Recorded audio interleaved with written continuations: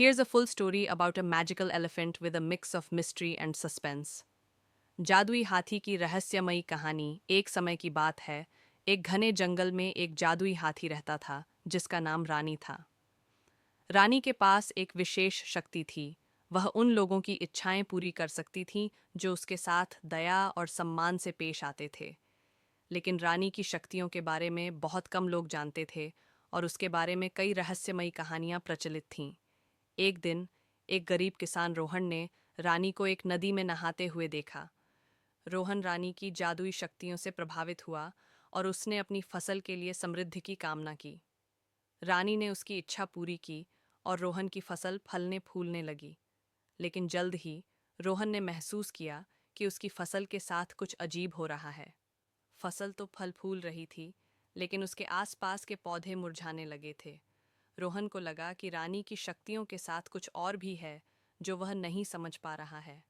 रानी की शक्तियों की खबर फैल गई और आसपास के गांवों से लोग उससे मिलने आने लगे। लेकिन हर किसी को रानी की शक्तियों का अनुभव अलग-अलग था। कुछ लोगों ने अपनी इच्छाएं पूरी होने का अनुभव किया, जबकि अन्य लोगों ने अजीब और अनजाने परिणाम देखे। एक रात रोहन ने रानी को एक रहस्यमयी जंगल में देखा, जहां वह एक प्राचीन पेड़ के नीचे खड़ी थी। रोहन ने महसूस किया कि रानी की शक्तियों के पीछे एक गहरा रहस्य है, जिसे वह समझने की कोशिश कर रहा था। रहस्य का पर्दाफाश रोहन ने रानी से पूछा, आपकी शक्तियों के पीछे क्या रहस्य है? क्यों कुछ लोगों को आपकी शक्तियों का अनुभव अलग-अलग होता है? रानी ने जवाब दिया, मेरी शक्तियों का उपयोग करने वाले लोगों के इरादों और नीयत पर निर्भर करता है। अगर किसी का इरादा अच्छा है, तो मेरी शक्तियां उसे लाभ पहुंचाएंगी। लेकिन अगर किसी का इरादा बुरा है, तो मेरी शक्तियां उसे नुकसान पहुंचाएंगी।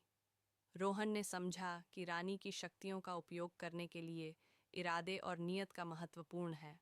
उसने रानी की शक्तियों का उपयोग करने का फैसला किया, लेकिन इस बार उसने अपने इरादों और नीयत को साफ रखा।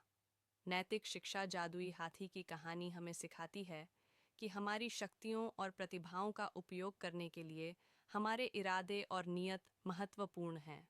अगर हमारे इरादे अच्छे हैं और हमारी नीयत साफ है, तो हमारी शक्तियां हमें लाभ पहुंचाएंगी।